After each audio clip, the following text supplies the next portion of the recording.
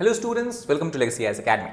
In this video, we are going to discuss about another phase, a significant change that we have seen in the strategy adopted by Iran, where it has begun to target Israel by its powerful weapons. And one such weapon, one such missile that has been used recently by Iran is called as Sejjil 2. Sejjil has basically three variants, Sejjil 1, Sejjil 2. Sejjil 3 is in the stage of development, still not fully operational. So Sejjil 2, which is one of the most advanced missiles Iran possesses, is used against Israel. So what makes this missile so dangerous? What is the characteristics and the proper features of the Sejjil 2 missile, and also briefly about the ongoing Iran-Israel war we are going to discuss. Now first of all, to look at the tweet that has come from the IRGC, that we know that Iranian military is split into two branches. One is the conventional Iranian military force, another is the Iranian Revolutionary Guard Corps that largely we can say largely is accountable and answerable to the supreme leader of Iran, that is presently Ayatollah Ali Khamenei. Now the 12th wave of Operation True Promise 3, as we know that Israel has named its what you can call as operation against Iran as Operation Rising Lion, and as a response Iran also has named its operation against Israel, the attack against Israel, as Operation True Promise 3rd. So Operation True Promise 3rd has begun with the launch of ultra heavy long-range two-stage Sejjil missile. This is the tweet by IRGC. Now each of these terms we will try to understand as well. Now Sejjil missiles is very unique in the sense that as compared to other missiles that Iran has launched before, those missiles were based or were using liquid fuels.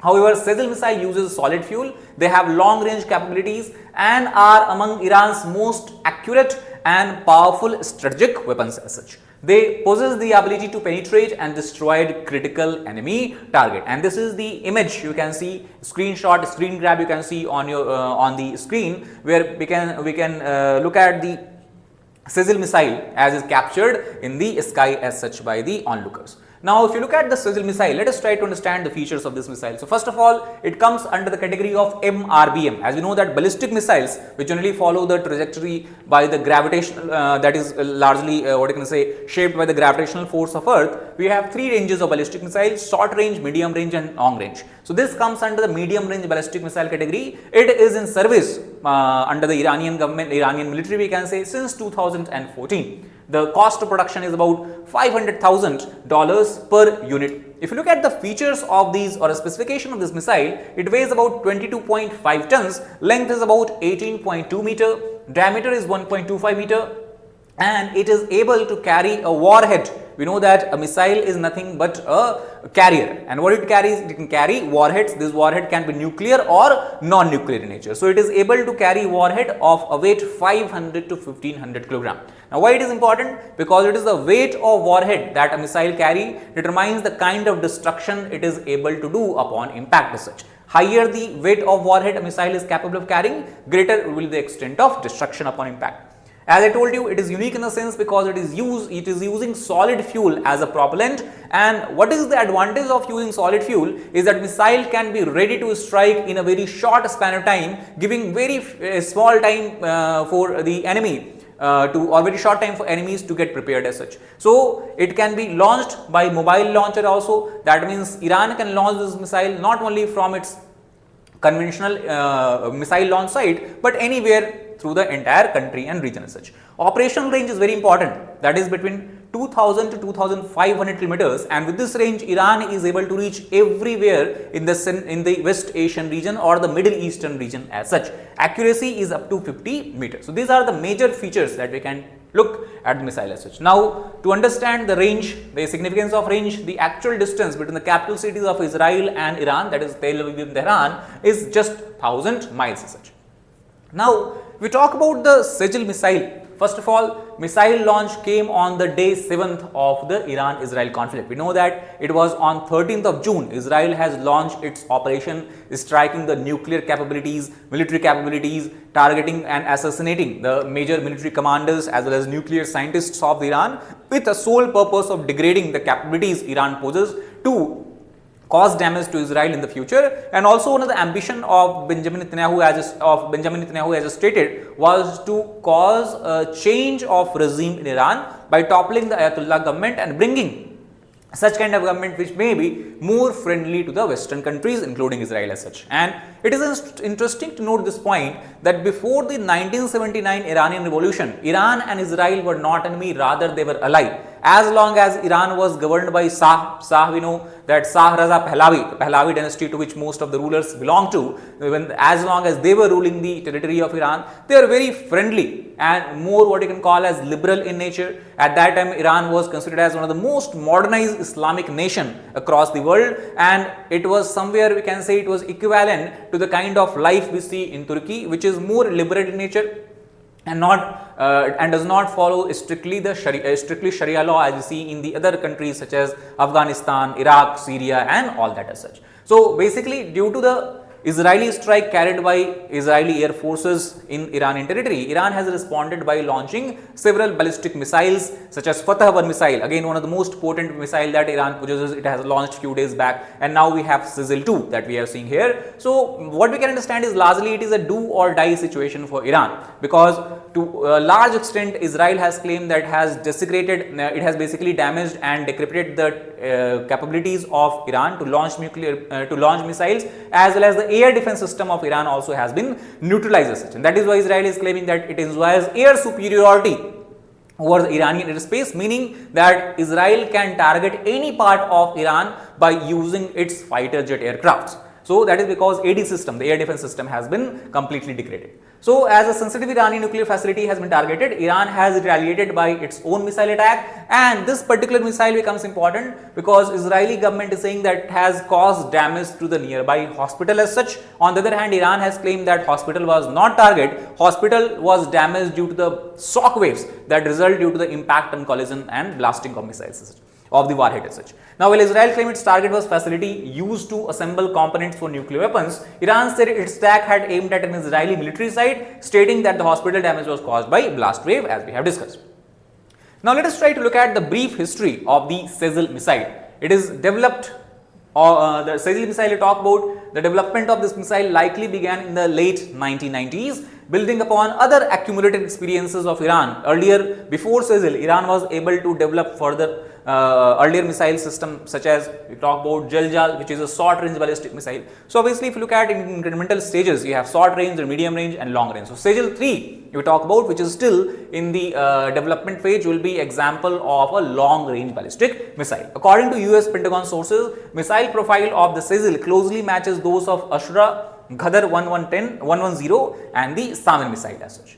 Now, let us try to look at some other missile capabilities that Iran possesses, which it can use to target Israeli territory. So, first of all, if you look, the Sejjil missile that we are talking about, as I told you, it has a range of over 2000 km. And now, if you look at this particular grey circle, this circle represents that how far this missile can reach if fired from the central part of Iran as such. Now, also Iran earlier has used, I told you, Fatah missile, which has a range of about 1400 km.